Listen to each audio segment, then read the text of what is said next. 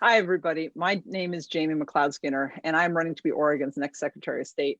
I'm delighted to be joined today by many of my wonderful Emerge sisters. And so we're going to be talking about women's leadership today and really focusing on Lane County specifically. And many, myself, but then also many Emerge folks who have been through the Emerge Oregon program in Lane County.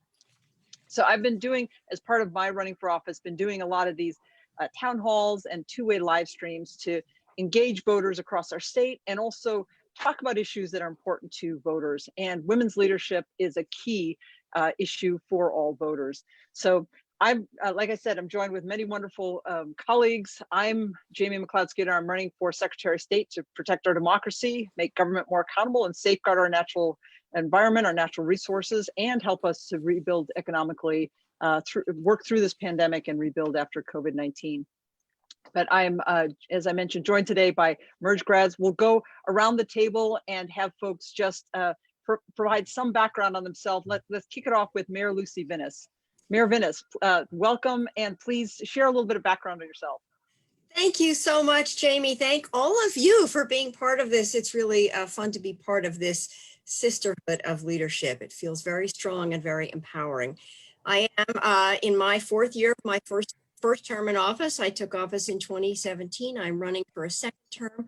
I want to continue to build on the foundation work that I have done the last 3.5 years on climate change, on housing, on homelessness, on economic development and social justice. We have lots of work to do, and it is even more significant and pointed now that we are also needing to recover from the impact of the pandemic on our community. Looking forward to doing that work and working with all of these people.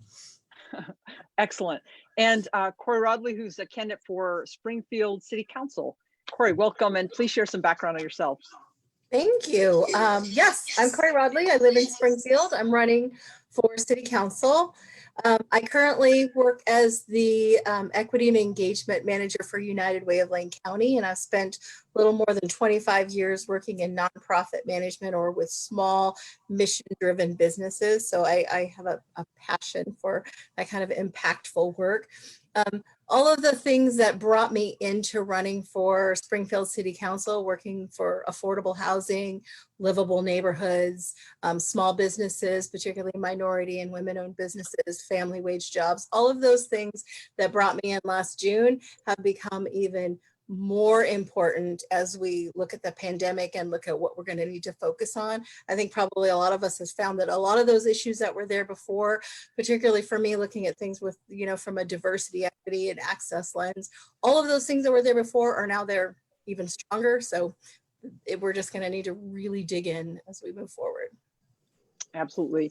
Thank you. And then Lori Trieger, who is a candidate for Lane County Commissioner for South Eugene, and also actually an Emerge board member. And we'll be asking you more about Emerge a bit later. But start off, please, Lori, by telling us a little bit about your background and some of the things you want to focus on as County Commissioner. Great, I'd be happy to. Thanks so much, team Jamie, for putting this together. Really excited to be here with all of you. What a great way to wrap up a Friday. I am Lori Trieger, running for the District 3 South Eugene seat on the Lane County Board of Commissioners. This seat is open for the first time in 24 years, and I'm very excited for the opportunity to become the first woman elected to represent District 3. I've been in this district for 34 years, almost to the day. In a few weeks, it'll be the anniversary of moving here. And when we came here, our daughter was a tiny infant. She since was joined by a brother and has had kids of her own, and I have twin grandsons. And I'm motivated to run every day to protect and preserve the future for them. So if they want to stay and call this community home where they were born, they can have what we had when we came here, which was the ability to find an affordable rental until we saved up on very modest incomes to purchase a home. We had meaningful work in our nonprofit careers that, again, modest incomes, but enough to meet basic needs. But we didn't have a lot left over for fancy vacations, and that was okay because we lived here. And we knew the river was clean in the summer, we could swim, and there were abundant hiking trails and clean parks to explore. So I want to protect and preserve the future for my grandsons and other generations to have affordable housing, living wage jobs that are meaningful, and a clean environment. And what I bring to get that work done is decades of work in the community, in nonprofits, managing economic justice campaigns, including the campaign to pass our paid sick time law in the city of Eugene and then statewide. So I've been running on this campaign of economic fairness and public health equity. And it's more relevant now than we ever could have imagined in this era of COVID. But I bring, again, decades of experience running nonprofits, service on the county budget committee, work on economic fairness, strengthening our local food system, and working to protect the least resourced and most marginalized people in our communities. I'm very excited to do that as your next county commissioner. Well, thanks so much also for just specifically, and I know everyone's been calling out the unique challenges we're now facing, and we'll get to conversations about that in a little bit. But let's also, I want to welcome 3 other Emerge Sisters who actually are not candidates this cycle, but are doing amazing work in our community already. Mary Walston, can you please talk a little bit about your a 4J school district member, talk a little bit about the work you're doing. Well, thank you so much for hosting me. And I love to talk about the school district and the great work we're doing. As Jamie said, my name is Mary Walston. I've served on the Eugene 4J School Board for 10.5 years now. And before that, I served on the budget committee for 10 years. So I have 20 years of experience with regard to the local school district. And the reason I serve is that we all need to care about all of our kids. I don't have any kids of my own, but I say I have 16,000 kids, the kids that are in the district. Each one of those kids is my responsibility. And I feel like as an adult, that is my duty, as well as my moral obligation, is to help those kids realize their potential and leave this community a better place than when I found it. And I have to say, especially now during the COVID-19, I think it's really important that we have strong, steady, and stable leadership. And I'm happy to say that just yesterday, I had a conference with Mayor Vinis, and we talked about how the city and the school district can work together to help our kids recover from this. So again, thank you for hosting me. I would love to talk more about kids, but I won't take all the time right now. Well, that's near and dear to my heart also, because I'm an ESD board member. And on Ashley Espinoza, Lane County Workforce Partnership. Please give us a bit about your background also, Ashley. Yeah, hello, thank you so much for having me. I know at first I was like, I'm not running for anything, so I wasn't sure I'm to be among so many amazing women that are running. So thank you for having me. Yeah, I'm the Sector Strategy Director with Lane Workforce Partnership, and our mission at Lane Workforce is to work with individuals and industry to through partnerships and innovation, so to bring opportunities to folks in that fashion. And so it's really a great role that I have, and it's a great opportunity that I have in that role. And then I also co-founded and lead Latino Professionals Connect, which is a Latino professionals group that works to support the growth and success of the emerging population of the Latino professionals in our area. And really what we focus on is building social capital. So even though it is great that there's so many people that want to support the minority population, a lot of times it isn't necessarily culturally relevant. And so we really need to start lifting up the actual Latino professionals in the area, so that we can speak for ourselves and start building leadership within ourselves and build programs for ourselves and what it looks like for our families and for our community, and be able to co-produce those programs and systems. And so that's what we do, and it's really great. And we're starting to build our coalitions and our groups and start building collaborations, and people are getting excited, and it's really my passion. And so that's what I do here in Lane County. So thank you. Thank you so much.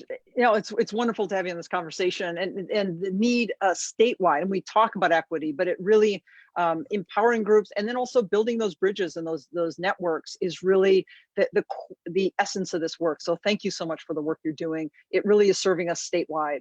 And then rounding up our group of Merge Sisters with Erin Zagaitis, Lane County ESD board member, and also both Erin and actually Lucy and I went through the Emerge program together. So Erin, please tell us a little bit more about the work you're doing. Sure. Yeah, my name is Erin Zagaitis, and I sit on the Lane County Education Service District Board. I've been involved in Oregon politics since well before I could vote. I think I started No on 9 was my first campaign where I held signs. I've worked on many social justice issues. I've been a union organizer to support workers here in Oregon. And I bring some experience to this board in that I'm a single parent, and I'm also a person with a disability, a learning disability. And I think that's particularly important to an ESD board that supports children who have learning disabilities and amongst other very vulnerable students, which is really my passion. How do we make education not only work for students who are going to be successful with education anyhow, but also students that meet a little more problems when they are going through their education here. Well, and the power of the lived experience. You say it so eloquently. So my name is Jamie McLeod-Skinner. I'm running to be Oregon's next Secretary of State. I'm a natural resource attorney. I serve on the Jefferson County Education Service District Board. So my wife and I live in Central Oregon, although I knew so many of you when I was going to law school at the U of O. So that's why our time date back together. And I also was appointed by the governor to serve on OWEB, the Oregon Watershed Enhancement Board.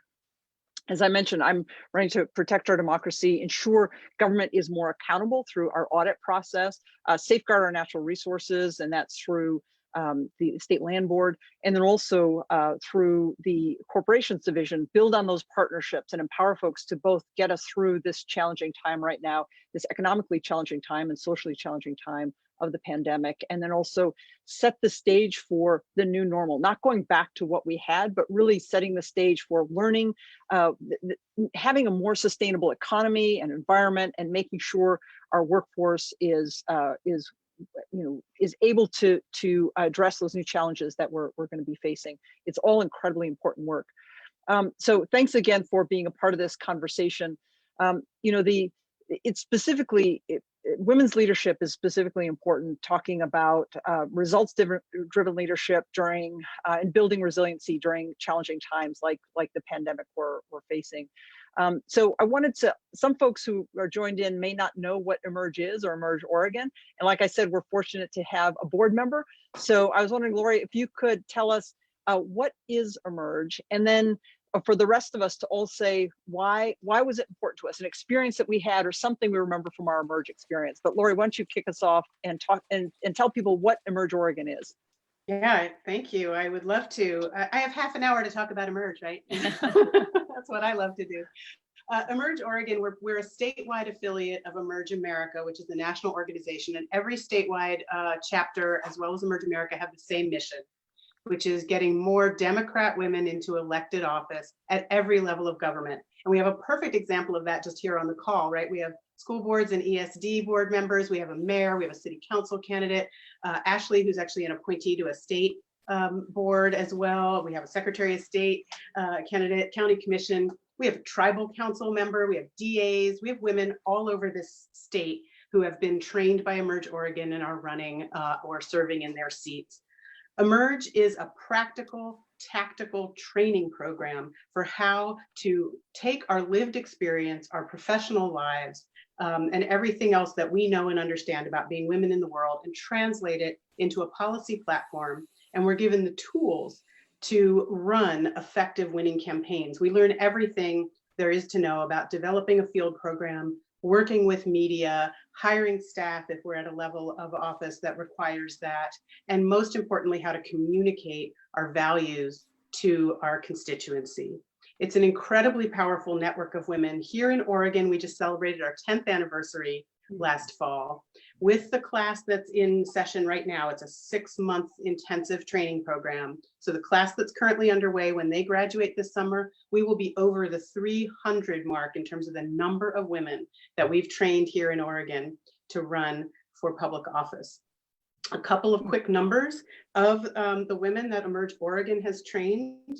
A little over half, 55%, have run and or held elected office. Many other work in political jobs. Otherwise, they're lobbyists, they run nonprofits, they're union organizers, and so on. 30% of our graduates in Oregon are women of color, and more than half live outside of the Portland area. So this truly is a statewide organization with candidates and women serving in our state legislature, on school boards, city councils, and more truly all over the state of Oregon. We know that women need to be asked to run for office and given tools and support and access to information and networks if they are to succeed. And we do succeed. Our win rate, depending on the cycle, ranges anywhere from, I think it's 72% to 90% some cycles. 90% of our candidates who we've trained, who run, have won their races. So it's an incredibly effective, important, and powerful program. And I'm so thrilled to be a graduate, class of 2012, along with Mary, and a board member since 2014. So thanks so much again for organizing this and elevating the importance of having women in elected office. Jamie, really appreciate it. Yeah, no, thanks so much for your work as a board member, and a big shout out to Jillian Shoney, who has done an amazing job, is tireless in her work and advocacy of women in leadership roles. And then your reference to the work done all over the state. I was delighted. I think it was just last year she started a core group in Southern Oregon, back in my hometown, just outside of Ashland. And it was fun. I got to be there for the kickoff and the welcome and the celebration for kicking off a Southern Oregon branch. And now we have folks running, including council members, someone running for council in Ashland, a good friend of mine, and a bunch of folks throughout, people running from the Grants Pass area. It's really exciting, that new crop of graduates who are already having an impact. So that's really exciting. I will add really quickly, Jamie, if I could, in addition to the 6-month signature, we do these boot camps like we did in Southern Oregon, and we've done them in Eastern Oregon and Bend too. So I just encourage people who are on watching this to go to Emerge Oregon is the website. Just Google Emerge Oregon and you can see the schedule of trainings if you want to hop on and be involved. Nice. Thank you again so much. And let's just, if just a couple of short sentences from folks on your experiences. Actually, I'm going to start, Ashley, with you, and then Erin, so the folks who, and Mary, those of you who are not running now, what's a memory you have or an experience you had from your time at Emerge Oregon?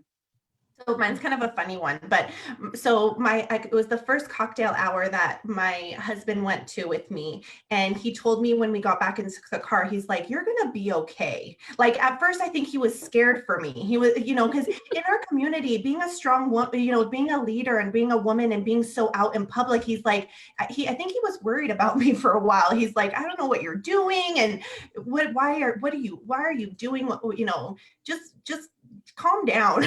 Sometimes, not in a bad way, but and kind of like, I think watching out for me sometimes, because you would see that I would get frustrated or want to make a difference and really hitting a lot of barriers a lot of times. And then when he went to the cocktail hour and saw all of these amazing women, because we had the at that point, because it was just last year, and Corey and I were in the same class, and we had the largest group. And so he went with me and he was like, "Oh my God, there's so many of you. You're going to be okay. Like, you're going to be so okay." And I keep going, and I'm 150,000% behind you. And I'm so proud of you. And this is amazing. And after that, and it just gives me chills just thinking about it now. Like he could even see it. He could feel the support. And it was after that moment, I was like, okay, this is it. Like, and for me, I think the most special part, I mean, definitely the training, definitely the skills, the tools, and all of that, but it really is the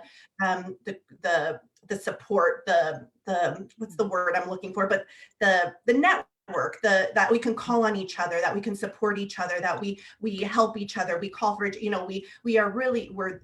I can see the emails back and forth for each other, and just the support that everyone just comes together for each other. It's an amazing thing. So that's kind of the memory Nice. that I have, and it was really, really neat. Well, thank you. Erin, what's a memory that you have?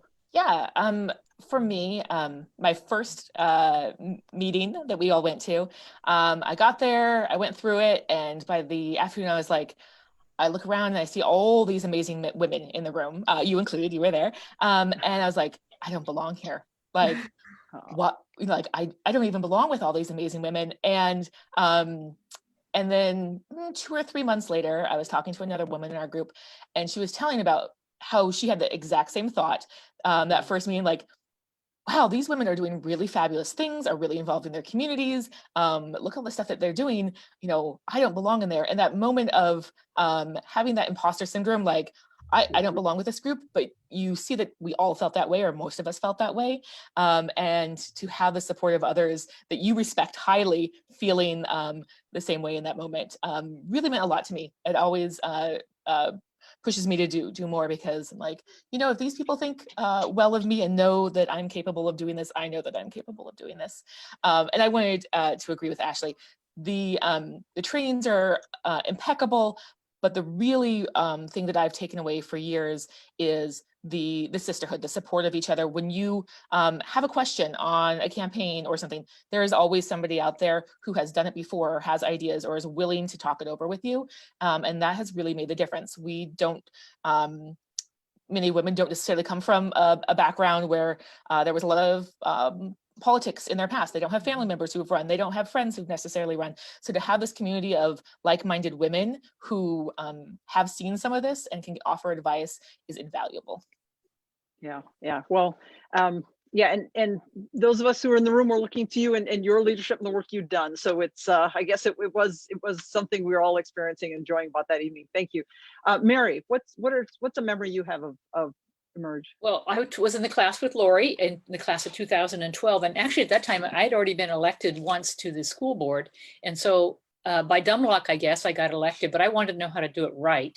And so the training I got through Emerge, you know, the field work, here's how you get to your vote number. So just a lot of the techniques. But I have to say, to Erin's point and to Ashley's point, you know, I think we all as females growing up sort of live in this sea of self-doubt.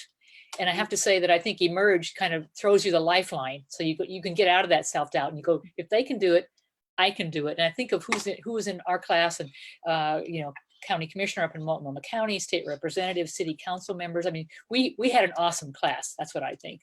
But I'm a little bit prejudiced on that one.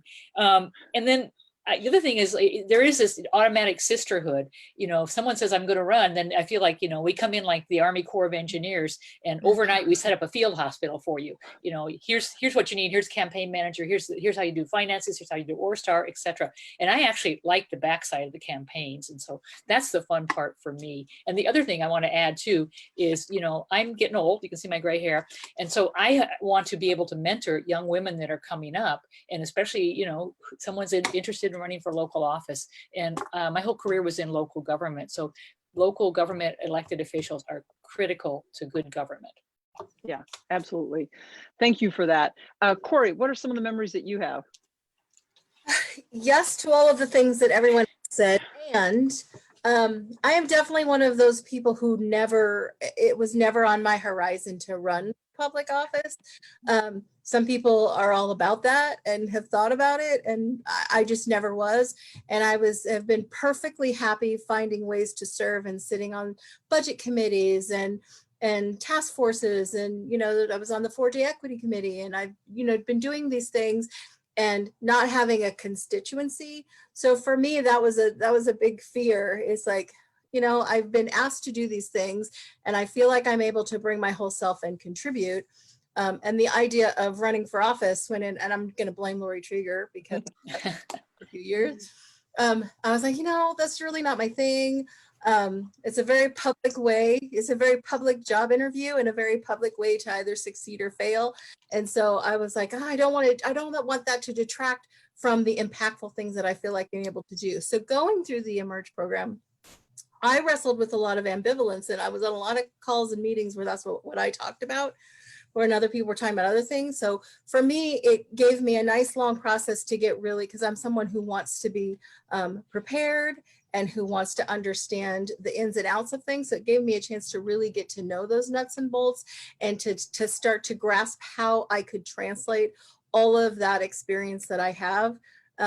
And all of that kind of thick skin that I built up over doing a lot of that. How do I translate into that? And so that kind of helped to build up my being able to see myself stepping into that role. So that's really what it was for me. Well, thank you. And Lucy, I'm going to cheat and jump in ahead of you, because I'll say we went through the program together, and I had when we went through Emerge Oregon, I had actually already served on a city council for 8 years on a city of 120,000. So I had that experience of running for office. But what I loved about Emerge Oregon is a lot of what the rest of you have said about that real focus on the technical skills and the technical building of a campaign and really thinking through how you're going to do it strategically.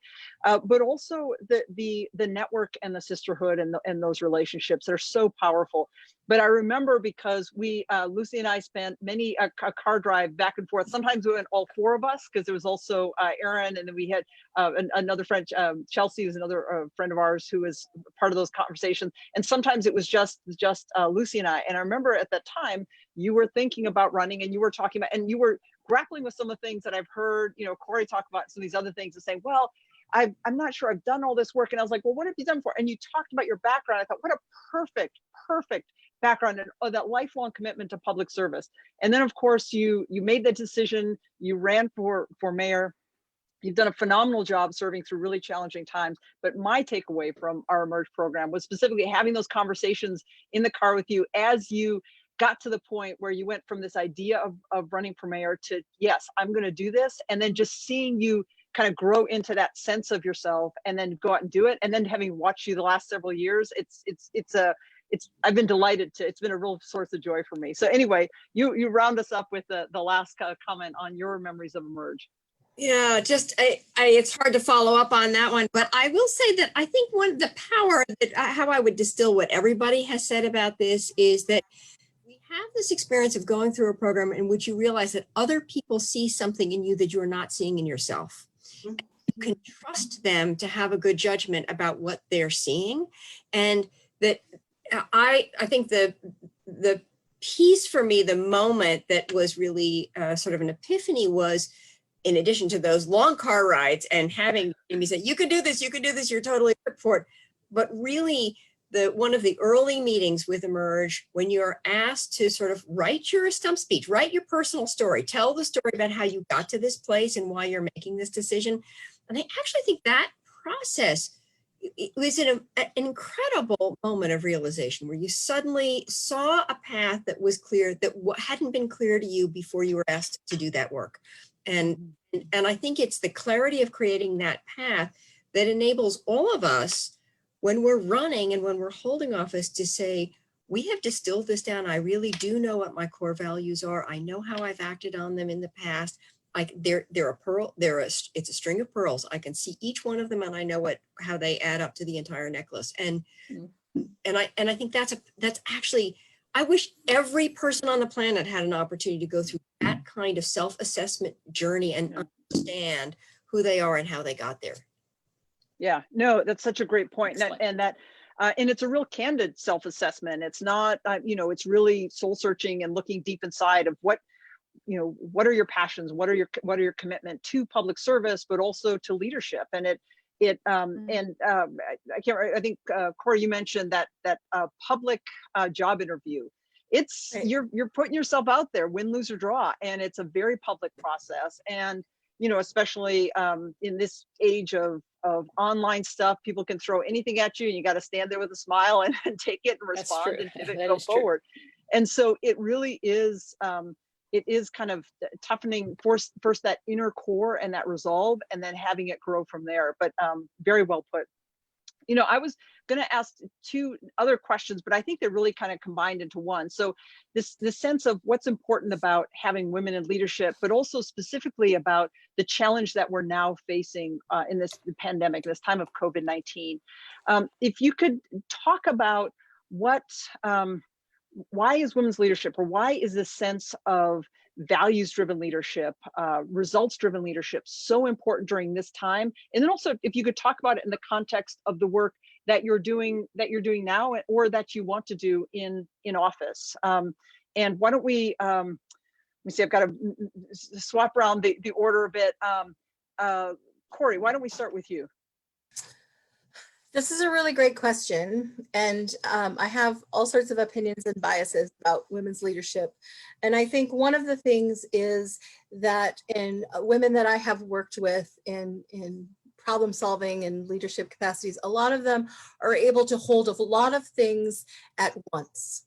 So it's not necessarily we're going to go down this aisle in this direction, but we're going to, as we look at, in this particular case, as we look at recovery, we're going to look at how is this affecting families? How is this affecting our most vulnerable communities? How is this affecting the small business community as opposed to the large business community? Or, you know, I've been having people ask me a lot about, you know, how do I feel about recovery in terms of the business community? And one of the things I say is there is not one business community. There are some businesses who are doing really well in this period. And we need to be able to hold all of that. And I have found in working with women that a lot of women are able to do that in times of crisis really well. In my work at United Way, I've been a big piece of my work recently has been around that response to nonprofit organizations. And we've built this fund, and there's been just a few of us internally on staff who've been sort of driving that process and being able to like put together a good diverse panel, looking at what's actually going on in the county, getting a really clear understanding of where the need is and how that is changing all the time. So I think that ability to be flexible and that ability to hold a lot of true things at the same time is one of the things that I value. And I'm not going to disparage male leadership. That's one of the things that I have found in working with women is that we're often able to sit in those nuances and problem solve out of that really well. Great, thank you. Lori, what some of your thoughts on both why is it important and what are specific things that you want to focus in on to help us through this time? Yeah, thanks. I'm going to take the second part first, which is that I've been running, I started this journey, I filed my committee in March of 2019. So it's been 14 months that I've been working towards this goal of winning this county commission seat. And I started, and I've been talking all through about the importance of bringing a public health equity lens to the county commission. Our county commission is our health authority. Our county commission is also our housing authority and runs a number of fundamental human needs services, as well as managing parks, managing infrastructure and roads, running public safety programs and managing the jail, the local elections division.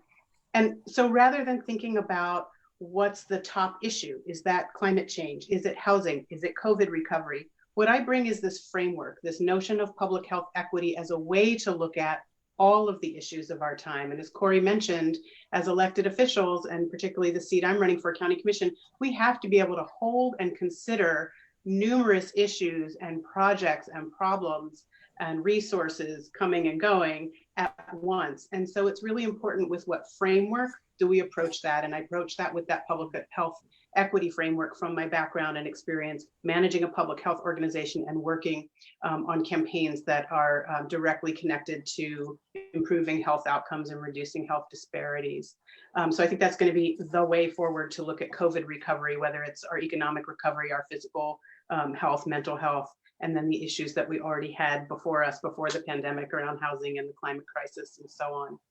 In terms of women's leadership specifically, it's anecdotal, but there's also lots of studies, right? Women tend to be focused more on equality and fairness when they approach problem solving, particularly around economic, environmental, and education issues. Women in elected office tend to bring that framework and sort of insist on those values, and tend to also be more responsive to their constituents and work more collaboratively and cooperatively.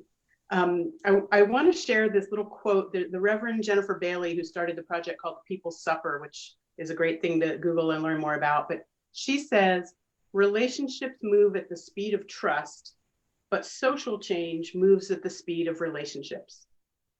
And I think really all of us running for public office is because we see a need for social change.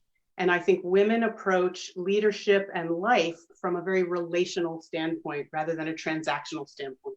It's less about, I'm going to do this thing, I'll vote for your thing if you vote for my thing. It really is about building relationship, improving community, and making things more equitable and fair and just, because we've so often been on the other end of inequity and injustice. And so we really deeply, personally, keenly feel that. So I think what women bring is a more relational and responsive style of leadership. And I cannot emphasize enough the importance of Emerge for bringing us together, us on the call, us as communities, us statewide, and building those relationships, because that is so much of as all of you said in reflecting on your Emerge experience, it's the training, it's the skills, but it's the relationships and the networks and how we all show up for each other after we've met and gone through the program and learned about each other that way. Yeah, thank you. The relationship piece is so key. And just even on a statewide level, we hear so much about the urban-rural divide. My wife and I live in Central Oregon in a more rural area. And that divide constantly, it does ultimately come down to relationships. So really, really appreciate that point. Lucy, what are some of the things specifically you're looking at? Well, I'm just going to start out and say that one of the reasons that we need women in leadership is that we represent more than half of the population. And we do have different life experiences. That's just reality. And they need to be represented in public policy decisions. And we see that now as when you think about the key issues, just as, segue off Lori's comments, that, those key issues of climate change and housing and homelessness, these are sort of core issues that women address, right? The keeping of hearth and home, traditionally a woman's role. Women come out of that role. Traditionally and historically and currently, women do not have equity in the workplace. We don't have equal opportunity. So when we are faced with an economic crisis as we are now, and we're faced with a crisis with our children missing education, it is women who are going to carry so much of that burden of crisis. They're in lower paid jobs. They're going to feel it much harder, especially women, single head of households. They're responsible for their children, getting their children through school for the most part, and they're going to carry that. So I think, we hold that in our hearts and in our minds as women leaders, that's who we're serving and that's who is going to struggle. And so I think, as mayor stepping out, I'm not supreme dictator. I'm not going to control what happens in this community, but I am going to influence the nature of that conversation. And I am going to be sure that people whose voices don't get heard are heard. And so those are women of color, those are immigrant women, those are people who we depend upon them to hold their families together, to hold jobs. And so as we work towards economic recovery, we want to make sure that those women-owned businesses are thriving, that those women employees are thriving, not to the exclusion of men, but because they're often overlooked or don't get their fair share. And we want to make sure that climate change is, and at the end of the day, it is around stewardship. It's around, home economics in the most complete and global sense. And, so I think I hold myself accountable and I hold the city accountable for our recovery, for how well we take care of one another, how well we actually don't just rebuild the community we have, we build the community we want and need for the future, that is better, that is fairer, that is cleaner. And that's where we're going. That's such a great point. And that equity piece is so critically important. I know there's that visual we often get of 3 kids standing behind a fence, kids of different heights, and that equity piece. But there's also, another example I've heard is if we're all running, for those of you like track and sports, it's like a 100-meter dash, but some kids start at the 50-meter start, and some people start at 100 meters, some people start at 150 meter. And there's just these different challenges. So giving the exact same resources or distributing, sometimes that's not equal because it's not meeting and addressing the challenges, those inequities we're finding in our community, whether by gender or communities of color especially, and people not being heard. I'm so glad you said it, because that is something across our state that, more and more folks are frustrated. And, for me, an interest in the Secretary of State's role is that it's a tool and a mechanism to really do that. Ashley, what are some of the things that you're working on to get us through this time of the pandemic, and specifically what around women's leadership do you think is important? Yeah, thank you. I mean, everything that you all have said, of course, and relationship building is kind of my forte. What I love to do most is the relationship building, and but I think the next step or the and piece to that is community activation. So I think it's one thing to be able to hear and voice back what other people are saying and be that voice at the table. But what I want to kind of dig up more, or what I want to uncover, is how do we activate the community to actually work for themselves and start doing more community conversations. And so that's what I'm doing, is really figuring out how do we start activating our communities in neighborhoods and start doing that instead of just being the voice of the community, because I think we do a lot of that, and which is good. I think that's a good step, and I think that's great. But I think it's really, I think sometimes we miss it sometimes of not actually figuring out ways to activate communities. And so that's really my goal is in my job, is to figure out how do we activate the community. And so bringing people that normally would not work together to start having those hard conversations and creating the spaces to be able to have those hard conversations, because I think people don't like to have the hard conversations because they are hard and they're uncomfortable. And so it's really, a lot of times it's creating those spaces, and a lot of times it's creating, it's facilitating those conversations in a trusting space, and in a space that you can figure out what are the common goals, what are the goals that we all want, and not making people feel like that they're behind, or that they don't know what they're talking about, or that they're less than, or, because I think sometimes we can be in spaces and sometimes I don't even know what people are talking about. I'm like, what did they just say? Can I have the dummies version of that? And so, it's really hard, I think, that we elevate conversations sometimes, and it's really difficult to understand. And then we ask ourselves, why don't people participate? And it's like, we make it really difficult for people to participate in the process because we want to make it so difficult sometimes. And actually, it's like Mayor Venice said, it's really home ec. It's actually really simple, but we like to make things really complicated. And so in my job, and in a lot of things that I do, I try to make it as simple as possible so that everyone can participate and everyone can have a seat at the table and feel like they can participate. And then in the women part of your question is I think that, like Lori mentioned, I think we have empathy. We just already do a lot of like everybody said, we already have a lot of this. And so we just naturally have it just out of context. So we think, oh, if we're a stay-at-home mom, we're not leaders, but we're leaders. I mean, when I was a stay-at-home mom, I was like, I'm the CEO of my household, right? And so, it's just the context and how we see it. And I always try to tell people, don't downplay yourself. If you're a stay-at-home mom, you're the CEO of your household. If you are, selling, if you make art out of your home, or if you make food out of, whatever you do, don't downplay what you're doing. You're doing big things. Just because if you think it's small, it's not small. It's just, it's the same thing. It's just on a smaller scale, but it's the same. It's just on a smaller scale. So that's what I like to do. Thank you so much. And those breaking down barriers so we have access, it's one thing to talk about, but that's the simple magic of it. That often is just making things accessible, is to break down those barriers that have been imposed for folks that have them shy away from community involvement. Erin, what are some of the things that you're working on now, and the way you see women's leadership play key into that? Yeah, thanks, Jamie.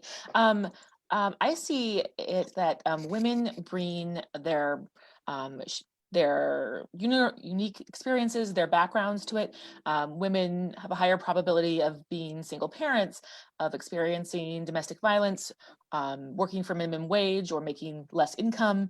And when they serve in roles, they might prioritize different things because of their learned experiences just from their life. And when we have a more diverse group, particularly with a few women in the room, then the conversations can not be so centered on the way things have always have been, but bring in these new ideas, new attitudes, and new priorities. There are studies that show that even one woman in a room, that when they're making decisions, a team will make better decisions that will be more financially sound. So it's really important to have those diverse voices in that room to help make the decisions. And in my particular work, working on the ESD, right now, education is really hard for everybody. Parents have their kids at home, they're trying to work from home, or trying to still go to a work environment while trying to find childcare. And we predict that there's going to be a pretty financial hit to our schools with COVID. So trying to plan forward for next school year, how are we going to support our students when they'll already be a little bit behind? As schools are doing their best, but I don't think anybody thinks that kids are getting as quality education as they would in the classroom right now. And so how do they move forward? Where do we start next year when they're a little farther behind and we have less money to teach them? So we're having a lot of those conversations right now. How do we prioritize that? What's that going to look like? It also, COVID really exacerbates the inequities. The children who depend on food security from their school, that eat 2 meals a day at their school. How do we make sure those children are still getting those meals when they maybe can't get to school, their parents are working? How would they get that? And the technology in the home. I work in tech. I know firsthand, but how does a parent who doesn't have those experience keep their kids up to date in technology, or maybe they can't afford it, don't have internet access, and their children will fall farther behind. So really for me, it's how do we keep these more vulnerable students engaged and ready to start school again next year without losing a lot. Thank you so much for those really key points. And the food security and all these other aspects is something we're experiencing in Central Oregon as well. And another key thing. Yeah, I'll go to you next, Mary. But the other thing I just wanted to say on that is, of course, we're talking about women's leadership and the key that those different experiences, something you touched on, Erin, talking about that really resonates. Of course, this is also true for communities of color and diverse communities.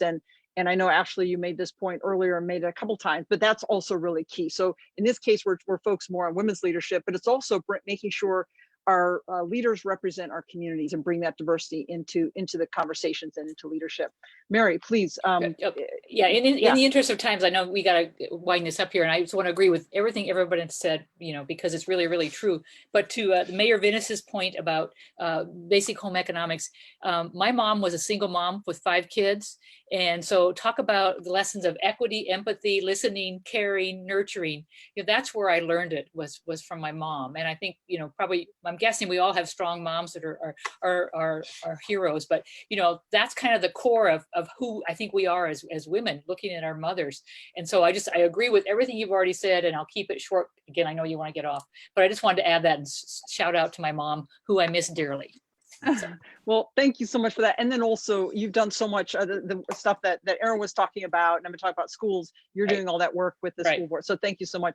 And let me just say, for the Secretary of State's role, one of the things that's so exciting about it is it touches on all these areas. So the Secretary of State is essentially an executive management role, overseeing about over 200 employees and overseeing several divisions. So the elections division, making sure our voices are heard, and it's election security and integrity from folks from across our state. Audits division, making sure government is accountable. And we include things like equity audits. We're digging down and looking at these disparities amongst how things are provided. Our corporations division, how we're engaging in partnerships to get our economy get through this time and to rebuild it after we get through COVID-19. But that economic development is so core to success in any community, especially smaller communities that don't have as diversified of an economic base. Mm-hmm. Also our archives, that government transparency piece. So building up that public trust, and something I know you all it touched on to a certain degree, but it's work that you've done. The other key things for the role of Secretary of State, we touched on the environment. Lucy mentioned the importance of addressing climate change is through the State Land Board. So the Secretary of State is one of 3 that serves on the State Land Board. So making sure our stewardship of our state lands and public waterways is all really key. The Secretary of State also is the backstop for redistricting. And in the past 6 times, so every 10 years after the census, we redraw our political boundaries. The Secretary of State is the backstop. First, here in Oregon, it's the legislature's role, but 4 out of the last 6 times, it's actually fallen to the Secretary of State. And with some of the walkouts we've seen in the legislature, it's very likely to happen again. So making sure that how our political boundaries are drawn, and again, making sure communities of interest are heard, and part of that process is critically important. The Secretary of State is also our de facto lieutenant governor.